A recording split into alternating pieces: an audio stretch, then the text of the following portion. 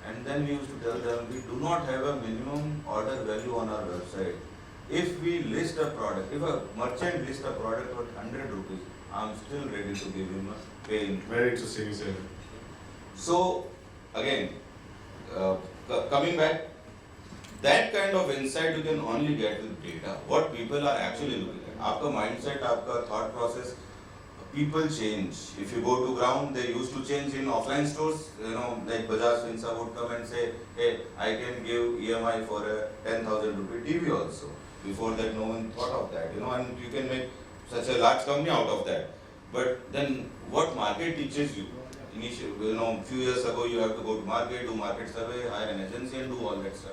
Now you can simply put an events in Engage and can see, okay, what people are searching for, let's say. I love it how you simplify that. Thank you so much, Anil. I really wanted this to go on, but we'll do it in another setting. There are a lot of people who need to listen to you. We're gonna get you, you to, and the acidity. Thank you, Anil. Thank you once again. And Thanks for really appreciate you taking time.